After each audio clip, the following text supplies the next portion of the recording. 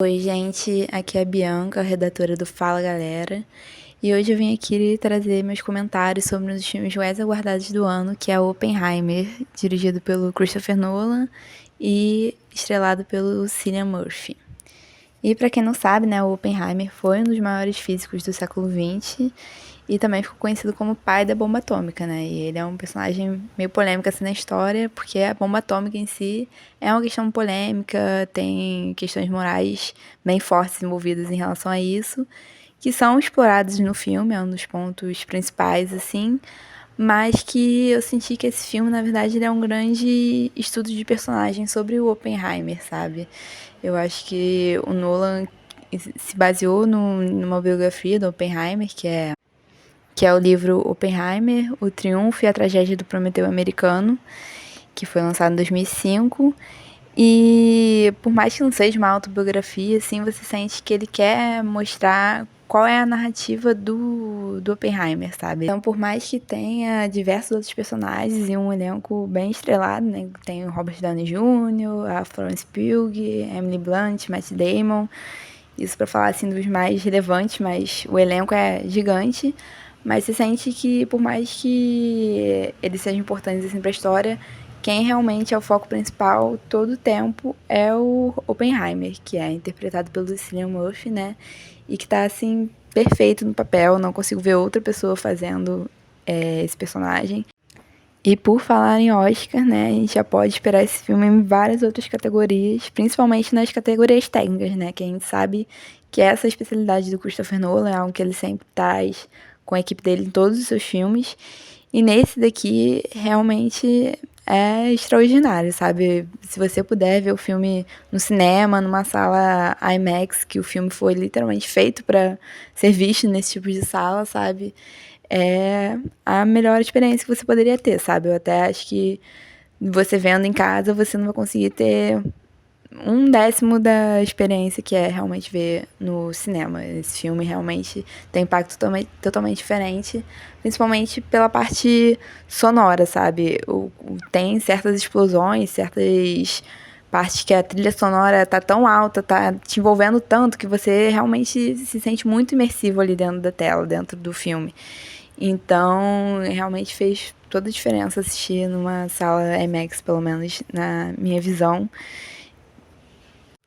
E que essa parte visual, assim, junto com a edição e com a parte sonora, seja da trilha sonora ou da edição de som, realmente fizeram uma junção perfeita ali e que realmente é uma experiência cinematográfica, sabe? Eu acho que essa tá um pouco clichê já,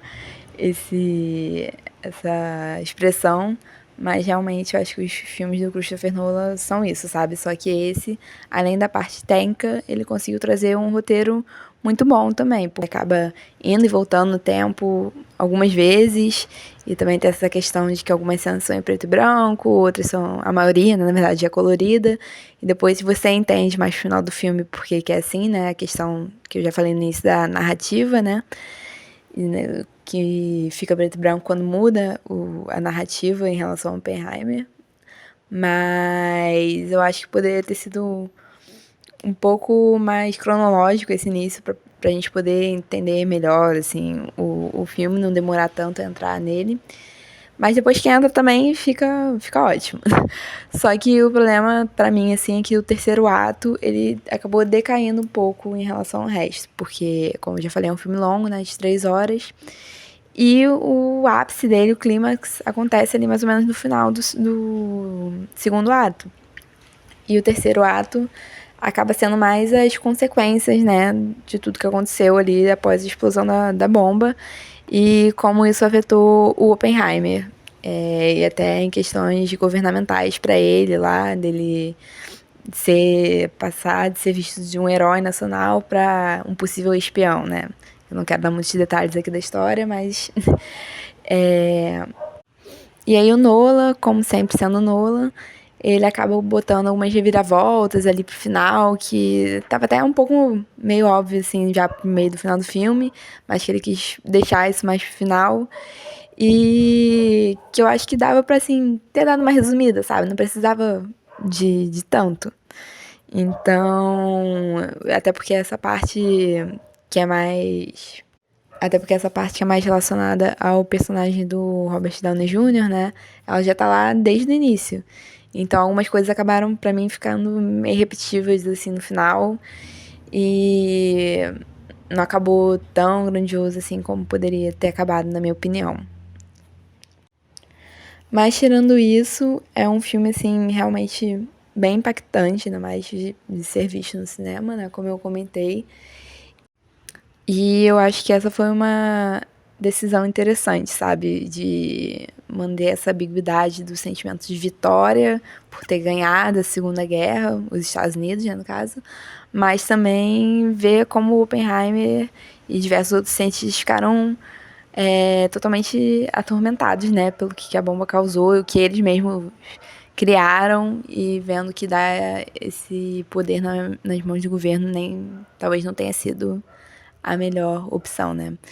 Então, é um questionamento interessante que eu acho que o Nolan sobre trazer bem, assim, pro filme. Eu tava com um pouco de receio disso, porque, né, o Nolan, é um diretor estadunidense, então não sei qual era a visão que ele tinha disso. Então, acho que pro público estadunidense esse filme até vai ter um impacto maior do que aqui pra gente no Brasil, porque a gente não tem necessariamente a mentalidade que eles tiveram sobre isso da Segunda Guerra, sobre eles terem ganhado e tudo mais, né? Então acho que foi uma parte interessante dele trazer.